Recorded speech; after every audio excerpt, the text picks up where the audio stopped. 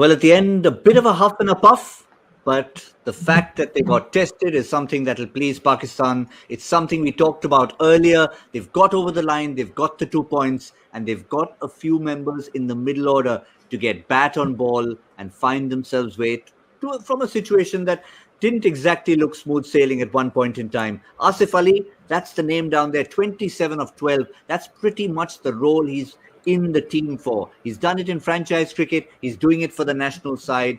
And it was the solidity of Rizwan early on that steered them in the first 10 or 12 overs. And add to that the experience of Shoaib Malik.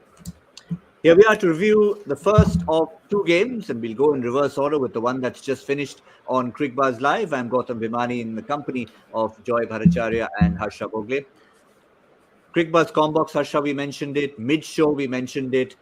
Pretty much the pattern that you suggested would be the perfect end to a game for them. It's peculiar to say so of two such contrasting games, but in a sense, both were perfect games from a Pakistan point of view, because one, they won easily, good net run rate, 10 wickets, dominating win. The other, huff and puff a little bit. Check if Malik still has it. Check if Asif Ali can come and finish it. Take it little in, win with, as I said, maybe win in the 19th over. So from that point of view, they got tested a little. It's what they say at Wimbledon. You don't want too many straight sets win. You want a tough 5-setter somewhere in the second, third round. So I think they've had a 4-setter here, maybe not quite a 5-setter. But from that point of view, it's gone really well for Pakistan. I think the key difference there was New Zealand didn't have anyone to get the finishing kick. And it comes down, I think the difference between the two sides were the overs Haris Rauf bowled at the end. 44 of 7 was what New Zealand managed. And what Pakistan did was 53 in 4.3. Maybe, Joy, maybe something that a Lockie Ferguson could have brought to the table to match Haris Rauf. Maybe that, but also they didn't have that sixth bowler. If you remember what happened with Hafiz is that Hafiz bowled, he gave a chance for Hassan Ali just to bowl a couple of overs. That opportunity was there. Now, for whatever reason it is, they didn't use Mitchell today at all. And what happened is they went with 5 bowlers. And once Ish Sodhi's spell was over, they had the feeling that they were vulnerable. Santner in that 18th over looked to me overmatched. I mean, just to get a spinner in at that point in time to bowl, it's not that easy. Did you feel, sorry to butt in there, but since you mentioned the 18th over and Bolt had just taken a wicket in the previous over, should that not have been Bolt's over? Look, they would have had Bolt's over, but the way they've done it, I still think, I don't know why they backed Santner. I would have taken a medium pacer at any point in time at that point, because it's somebody they've not faced. To bowl a spinner at that time where batsmen are clearing the situation where they have some wickets in hand, they're going to take risks. I thought it was unfair on Santner, and I think New Zealand got that wrong. I think 14.5 overs, 87 for 5. That's where that 5th wicket fell. Okay, and at that point, it's really a 50-50 game. What happened after that is I think they just pulled away. And Shoaib Malik, experienced man, Asif Ali, they just did it beautifully. We saw Dwayne Pretorius in the previous game, Harsha. Mitchell in a similar sort of vein. Maybe he hasn't bowled till now, but come in with those 2 overs at the end so you don't have to bring in a spinner. Yeah, I heard Dooley say that. I heard Dooley say that that Daryl Mitchell only bowls 2 overs for his franchise side, but he tends to bowl 17, 19 or 18, 20. And that's something he's done before. The moment he left Santner till the end, against a subcontinent side, you're taking a chance. And Santner was not pushing it through either. He was tossing it up, small boundaries. They're going to take a chance. They have wickets in hand because they wouldn't have minded losing another, because they had Shadab Khan, they had Hassan Ali to come. So they were always going to take a chance. I was surprised by Southee bowling the 16th. Yeah. I thought they'd try to finish off Santner there. I thought they'd finish Santner there. But look, he was in a sense, the EMIs were catching up for him. It was the middle class team trying to make a big purchase. So it was the EMIs were catching up with him. I think they did really well. I think New Zealand admirable in every sense to get 87 for 5 close to the 15th over. But thereafter just didn't have that firepower. True, Lockie Ferguson would have made a huge difference there. But Lockie would have come in place of Daryl Mitchell, who scored runs at the top. But they've given Pakistan a little shove, if not a little scare. And I think Pakistan will emerge stronger for it. Yeah, I mean, the test that Shoaib Malik came through, for example, 26 of 20, it's the kind of bowler he'd enjoy. He saw Santner coming on, eyes lit up, stepped down, hit the boundary. The difference between that and maybe a 140, again, with all due respect to Shoaib Malik, we know that which his preference would have been. Yeah, I think every time they push Shoaib Malik, they're giving him a situation. Anything Shoaib Malik on current form, anything under 9 and over, I think he's capable. He's a very capable batsman. You push it beyond that, and you push 9 and over is one side, the other side is 140, 145 plus. Those are the two sort of as you say, constraints that Shoaib Malik has. But give him spin in this period, and Shoaib Malik has been batting for 22 years in international cricket. His eyes light up when he sees spin of that variety, and I'm sure he'll do that. Any time in his life, you tell him you want to face a fast bowler, you want to face Lockie Ferguson, you want to face Santner, he'll pick Santner any day of the week, anytime. So, what do you say? Interesting about Asif Ali, I had a chat with one of the CPL owners when he was picked in the team, and they said we had a clear role for him. He's been picked with a target of 50 runs to get in a small amount of time, go out there, biff it, get 20 of 11 balls. That's all you need to do. Don't change his role, because if you suddenly send him at number 4 with the finish line not in sight, he may not quite deliver. A bit of a Hardik Pandya kind of situation, as you said. Which is also, absolutely. I mean, when Hardik is playing really well, as he's done quite a few times in the past, that's the kind of role that Hardik Pandya plays. And maybe that is why they sent Imad Wasim up. I mean, maybe they wanted a left-hander to break it up over there. But maybe that's why they sent Imad Wasim earlier, to just give that designated number of balls to Asif Ali. But he can bat, man. He's not just a slogger. I'm sure there's much more to him, because he can bat. I mean, I don't know how bad the concussion effect was, but clearly he can bat. I mean, he hit a 6 after that. So what's the problem? Yep, 27 of 12. That really sealed it for Pakistan. The only thing that hasn't got tested so far, if you really want to push it there, is Shadab Khan's batting. Came off wicketless today. But nonetheless, I think overall, Joy, they'll be looking at it as 2 matches, 4 points on the board. And now we can go into maybe the slightly lesser tests, if you call it that. Afghanistan would be the only one. Yeah, absolutely. They've taken down the 2 on form and not on form, on reputation top sides in the league, other than them, in their group, other than them. And they brought both of them down. And I think now they need to look at their thing and say, do I need to fine tune? Do I need to change a little bit? Do I need to do whatever? And right now, if I saw how this side worked, it's difficult to even suggest a change, because Shoaib Malik did exactly what they said. And a couple of days I've been speaking about the fact that you have 2 40-year-olds. But see, Mohammad Hafiz started with a 6. He got out, but he gave you something. He didn't hang around out there. He gave you 2 overs. Shoaib Malik batted beautifully and shepherded that innings through. At the end of the day, that just comforting having that experience in the field. So that's the one thing, that barring injury, I think they have a very set side, and I don't think they're going to change plans for any reason. It's probably ideal in a format like this, Harsha, if you're leading up to a semi-final. We all talk about peaking at the right time. You've done the hard work early. You've got some relatively easier matches to come to prepare yourself, maybe even rest a couple of players if you need to, and find the right formula for that big semi-final where they look favourites to get. Today, the 26th of October. Their next big game is on the 9th or 10th of November. I mean, Afghanistan, to be fair, could give them a scare, but this side is better. I mean, they on form, they should win. So their next big game is on the 9th of November. And sometimes Champions Trophy 2017, World Cup 2019, you win all the big games early. And sometimes you don't have a big game to play just before you qualify. So, I mean, still, you'd much rather be in the position they're in rather than not be in the position they're in. So, but it's just that they've now got a lot of time for only 3 games. So that net run rate is pretty good. Net run has actually come down a little bit.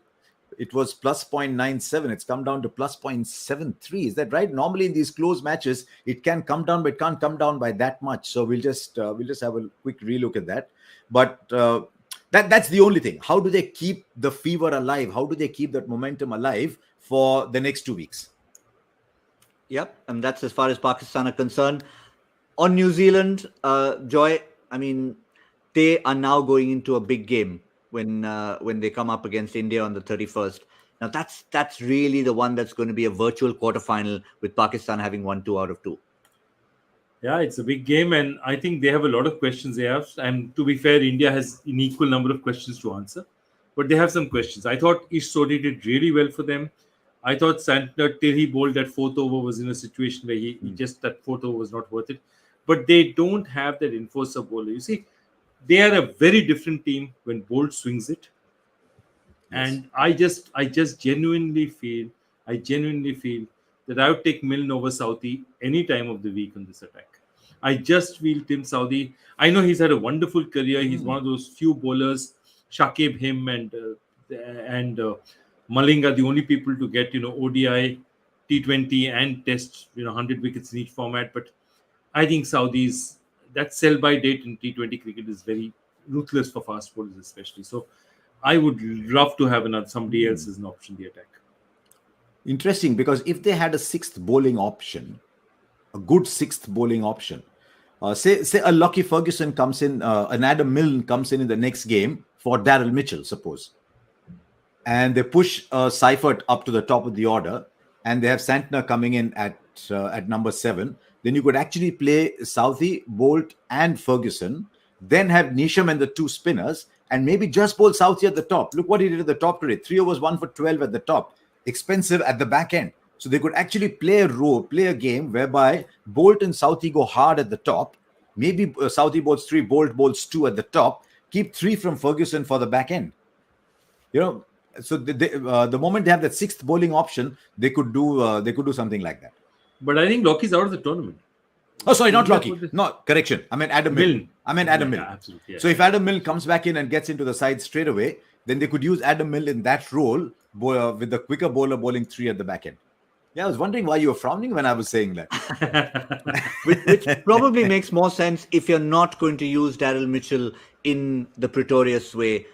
Then get the proper sixth bowling option, and you've got 2 people queuing up for that top spot. Seifert would be, Glenn Phillips would be. And then it's up to the management to decide which one of the 2 is better suited to join Martin Guptill at the top.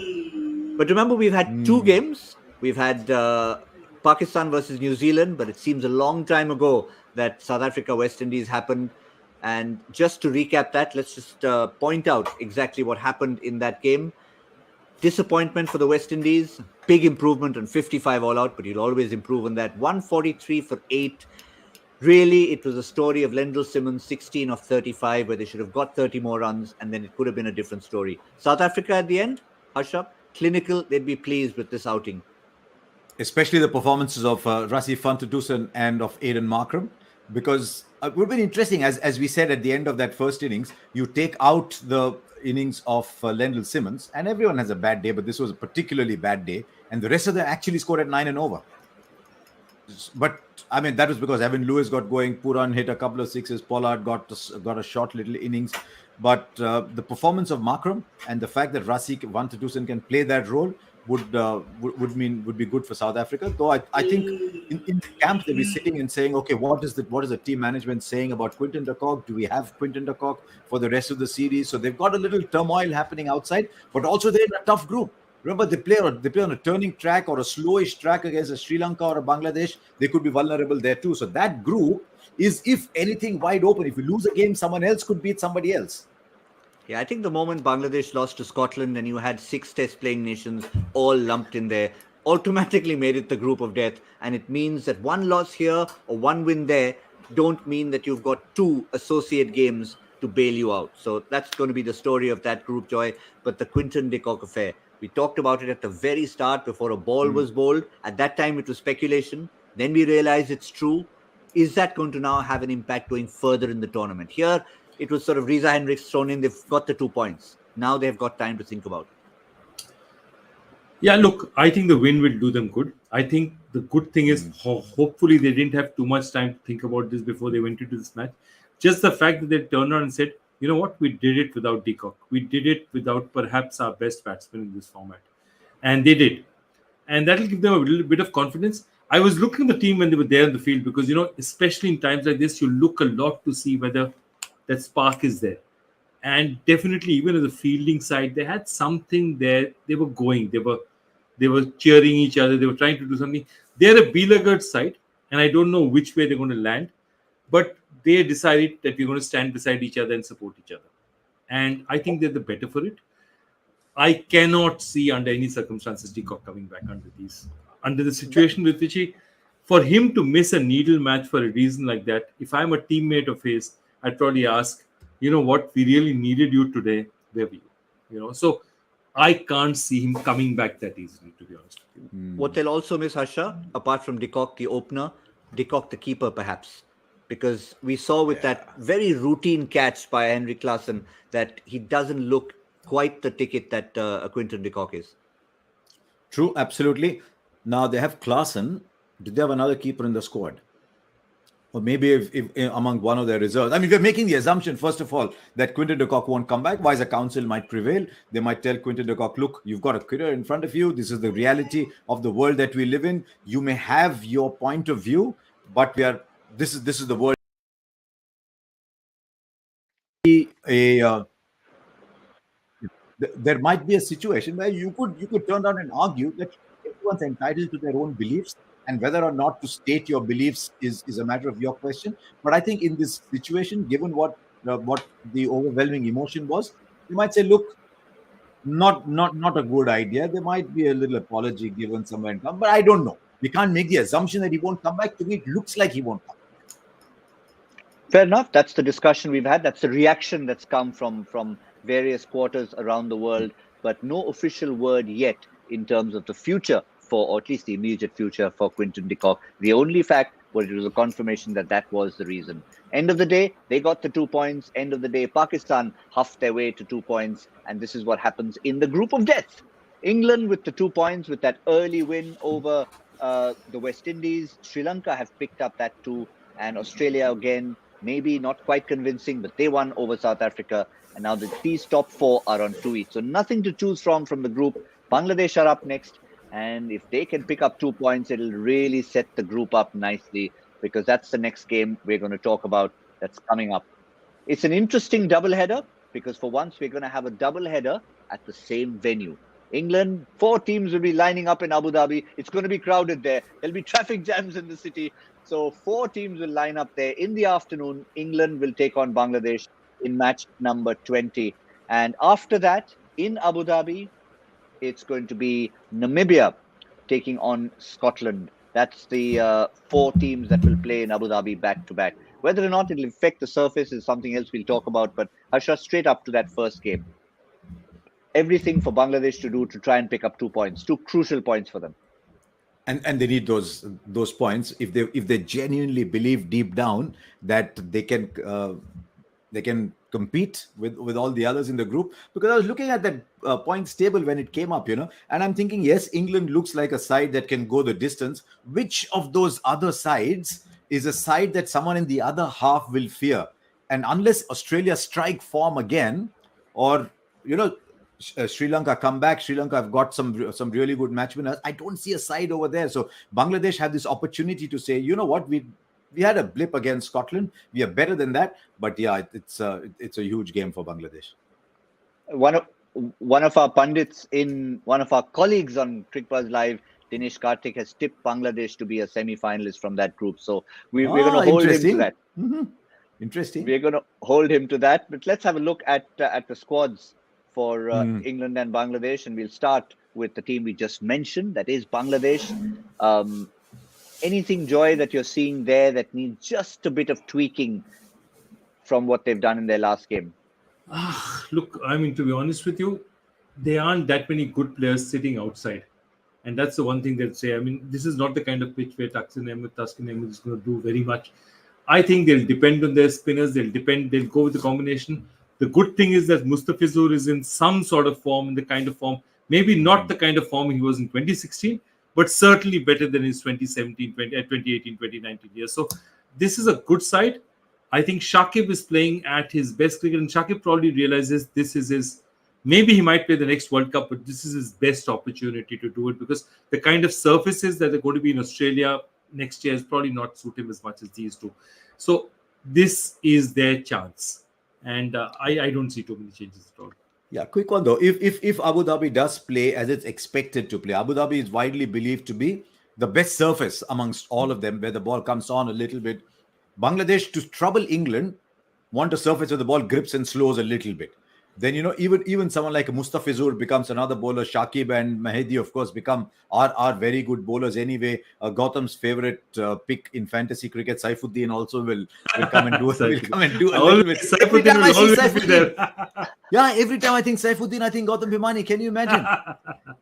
But those kind of surfaces, they are very well prepared. They're very they suit them the best.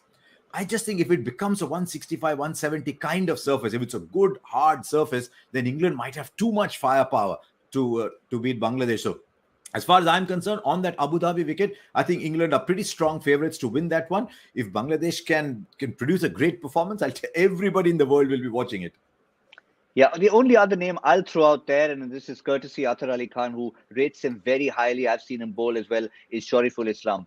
He's just one of those characters in the side who comes in and picks up wickets. And if it's not out and out turn, maybe they had replaced Taskin Ahmed with Nasum. Maybe they'll look at bringing a Shariful as a wicket taking option. It's a possibility. I think it's a possibility, and I think again, Bangladesh has to play flexible in this part of the tournament because, as you say, if you have a surface that doesn't suit you, you have to make the smart moves. You have to make the changes because I think this is playing to England's strengths. And England's strengths are the fact that they're going to try and biff you till number 8 and play as long as possible and say, I'm going to get a 200 or I'm going to chase down anything below 180. I'm going to chase easy. You look at England on paper, they look very formidable indeed. Have they been tested yet properly in the tournament?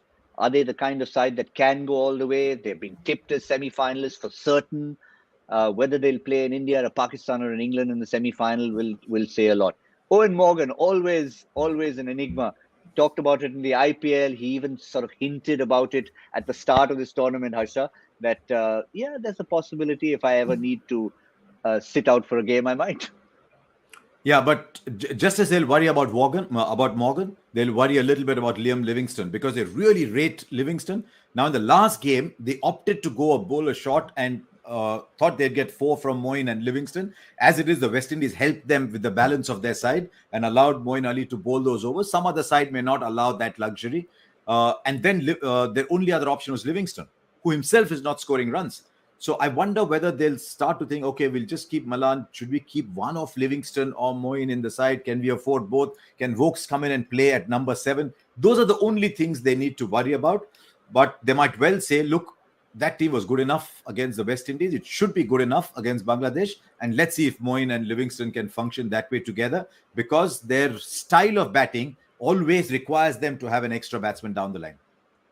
And also their preparation for this second game, Joy, has been a bit like Pakistan. I mean, Pakistan 10-wicket victory. Therefore, they wanted to tick a few more boxes. England 55 all out for the opposition. Well, have we done enough? Are we that unit yet? Probably the second game will tell more of a story.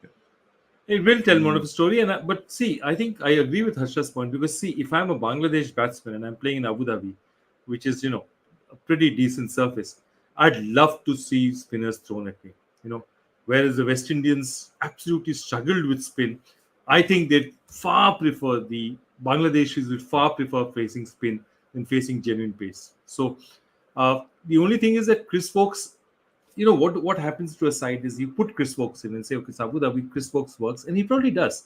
He definitely does work in Abu Dhabi. And then you have to go back for the rest of the matches to, if you're going back to Dubai or somewhere there, and then you're asking yourself, does he fit in now? Or have I made a change? And if Chris Vokes performs, have I changed that sort of operation of my side, the way my side is built? And then I have to make a change back again. So lots of these things. I think their problem is Mark Wood.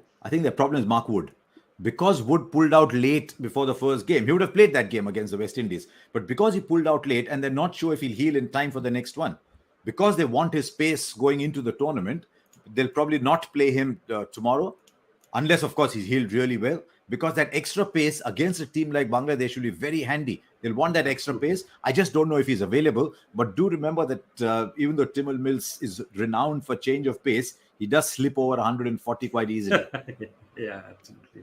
So are we making any possible suggestions that you could go with one less spinner, or you're saying don't touch the combination right now if Mark Wood is still not fit? How many left-handers are in that side? There's Shakib up the order. How many other left-handers are there up the order for Bangladesh? If they've got to play Moeen Ali, I mean, I know we've got the England squad up. I was mentioning only because Moeen Ali and Liam Livingstone will both be predominantly off spinners. Moeen Ali as a matchup worked beautifully against the West Indies because they had so many left-handers. Now, who else is a left-hander at the top? I don't know if they're playing Shaume Sharkar. They dropped him after the last game. Correct.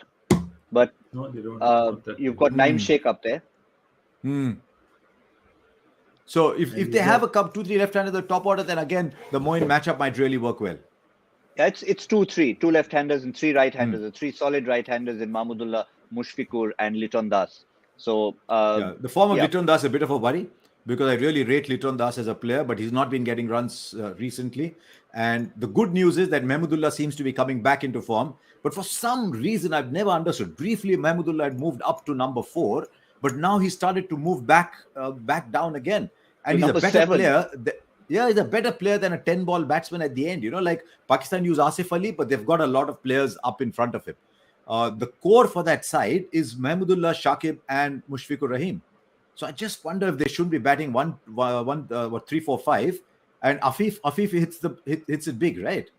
So maybe they want to use Afif in that role. Yeah, absolutely. In fact, there was a huge, just like we had our big number 4 epic before that World Cup. Bangladesh went through a phase when they were trying to ensure Shakib bats at number 3 because he went through a phase of 4.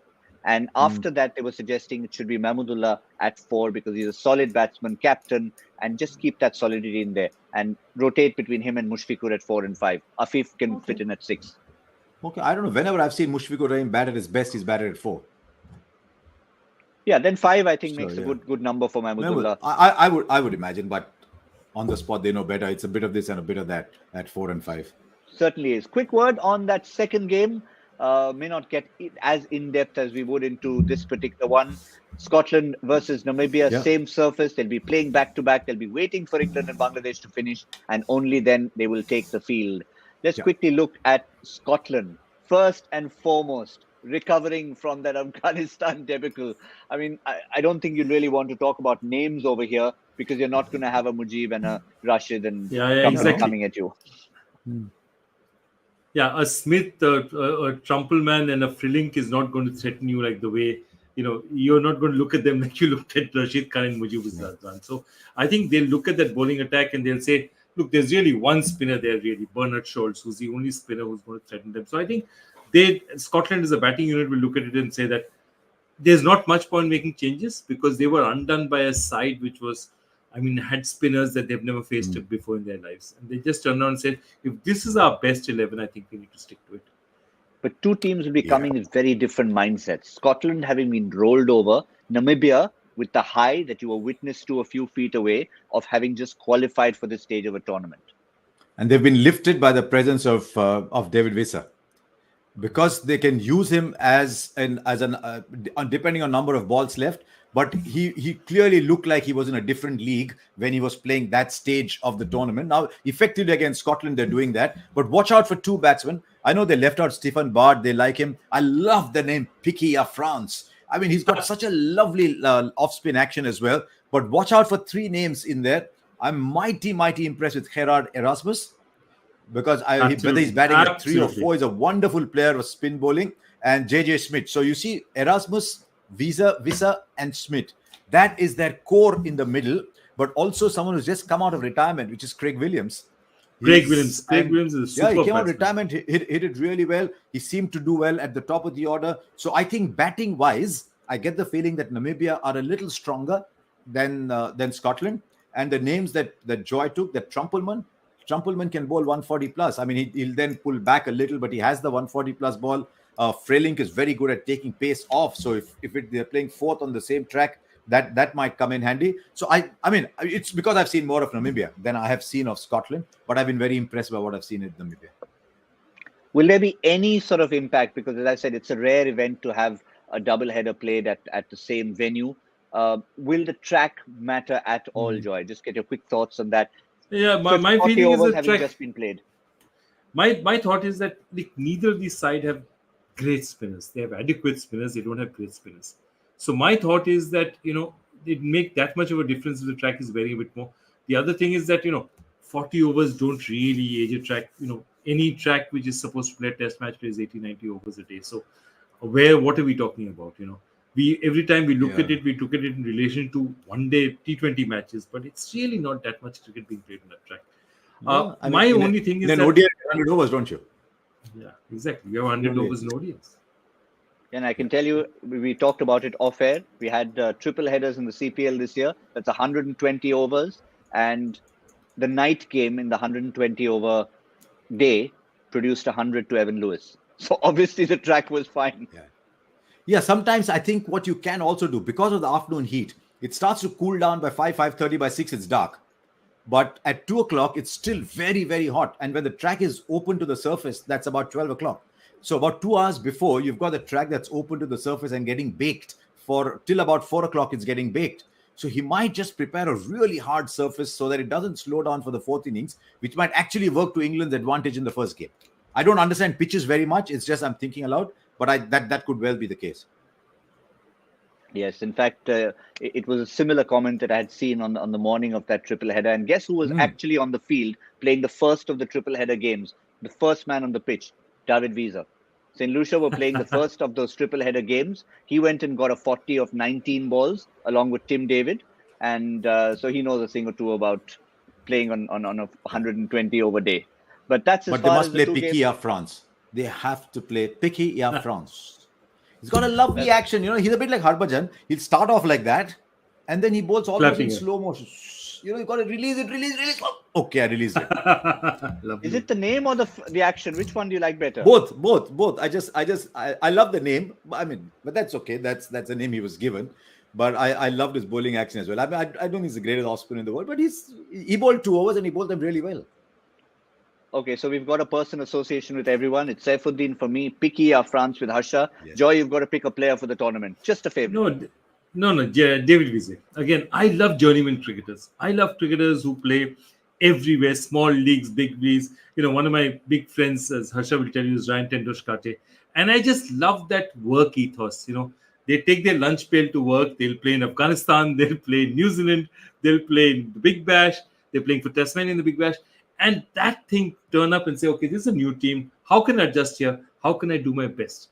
And I think there's a work ethic out there that's worth learning because, they overcome all these cultural differences. They come into places where they don't know anyone and they make themselves a part of the team. Yeah. Before you give us yes, sir. Bangladesh Premier League, yes, sir. PSL, oh, of course, yes. They'll go and play everywhere. And that toughens them. That's what happened with David Malan, if you remember. That toughened him. And suddenly, in a close group, he was the guy who knew what the rest of the world was like. Before you give us a joy factor answer and the question for today, has Ryan Tendushkate ever lost his temper? Tendushkate actually lost his temper only once, and it was because somebody shouted at one of the help at the ITC where we were staying in Kolkata. And that's the one thing that really riles him. This whole thing about, because I am paying for food, I can shout at waiters and shout at people. And that's the only thing. Otherwise, as you perfectly understand, he's the calmest, nicest person in the world. But Absolutely. There's a reason. He's Joy's favorite person because the way he plays, yes. But he's also Joy's favorite person because they will discuss books written about 1542 together. The ultimate intellectual, Tendo. Yeah. All right, let's go to the joy factor question for today. I started thinking about it, but I gave up halfway, Joy. So take us through it. Okay, so in which list for Indian players is Sairaj Bhogle in first place with 196, Parthiv Patel and Amit Mishra in second and third place? And this is a list that you don't really want to be a part of. This is a list of people who've missed the maximum matches between playing one day. Good one. That's a good one. Excellent. So Parthiv had a gap of 191 matches, Amit Mishra 180, and of course 196 was the gap between the last time Sairaj Bhogle played next time. It was just about 5.5 years, but 196 matches for India in 5 years is par for the course. Especially you could look at it two ways. You could say, he wasn't good enough for 5.5 years. Or you could say he kept on playing. He was good enough to be picked again after 5.5 years. So I fully agree with you. Exactly. And even Parthiv, it's a testament to 2004, and then he played his last match in 2018, international cricket. And that's fantastic. But I'm glad this is not a test match list, and we didn't put John Tricos in. John Tricos in. The other person that you want to say, the guy who's on top of this list for international cricketers, is somebody again who's a quiz question favorite for all of us. Jeff Wilson, the All Black from New Zealand. 271 matches between His two appearances. His two appearances, because he really played international cricket, then went off, became an All Black, retired as an All Black, as a star All Black at the age of 28, and then came back to cricket for a bit. I think the quiz question there is when they say he played so many tests. But Yeah, they don't say I've the done test, done it before. which sport the tests were in. Joy has done it before to us. I've The done- exact word. I've done this before. Unless, exactly. it's just likely that I picked it up from Joy and pretended it was my own. No. Sorry. But let's keep an eye on Ash Barty. How many matches of gap that she has played Yeah. in the I Big just Bash, hope then she went goes off back to to Big play Bash. tennis, and I think she will. I just hope she goes back to Big Bash. Yeah. I think she will. Did I think Elise she Perry will. play hockey? Didn't Elise No, she Perry played play football. hockey? She's a socceroo. Football. Socceroo. So do you think I think she's too old now to go back and become a socceroo again. So what fun it is to have people who play two sports at that level, no? Who else? I mean, when we were kids, we'd grow up hearing about how Dennis Compton played a game one day for Arsenal. was it Arsenal. Middlesex, and then went Arsenal on and to play for Middlesex. Arsenal. And the last one Yeah, yeah. was Chris Balderstone, who played for Leicestershire and then went and played a game in the evening for a football team. I can't Wow, I remember didn't which know. football team it was top of my head, So Well, Ian interesting. Botham also played for Scunthorpe United. but he played one. Correct. One But- fourth but- division, well, Scunthorpe United. Last bit of trivia here, since we brought up Compton, the game that he organized as the two brothers playing each other, Middlesex versus Arsenal, because it was the two connections, was also the first ever floodlit cricket match ever played in history. Okay, here's one more. Yesterday's Joy Factor question. What was the name of the stadium in Indore? The Holkar Stadium in Indore? Dennis Yes. Compton played for Holkar. Yes, Dennis Compton did play for Holkar. That was This that could was go on the all team night. we This is played. brilliant. It's absolutely brilliant. We could just have a freewheeling chat on this kind of stuff. Something we know that Joy already does, and we have a pleasure listening to that podcast. So maybe we can also start something here, start a trend on this. We haven't, in all this excitement, found our winner, Joy. Yeah, I hope. Which it's- pseudonym? I hope- Which pseudonym? Rohit Bhargav. Rajat Rajat, Bhargav. Rajat Bhargav. Rajat Bhargav, sorry. The Rajat at RB. Okay. Brilliant. Well It's been a done, while Rajat. since you made that name. It's been a while since you made that account, no? If Rajat, if I But well start done. to I mean, count- seriously. Yeah. But seriously, well done, Rajat Bhargav. That's an excellent answer. Really It excellent. really is. answer. 196. I was thinking of, I don't know, obviously bowling averages, dodgy bowling averages. Maybe Parthiv Patel bowled one bad spell in his lifetime. You could have Whereas- said 196 runs in a game, but Parthiv wouldn't have. Amit Mishra might have conceded those many runs in a game, maximum runs conceded, whatever, something like that. But Parthiv Patel was the one who. Yeah, Exactly. I told That's, you. that's why.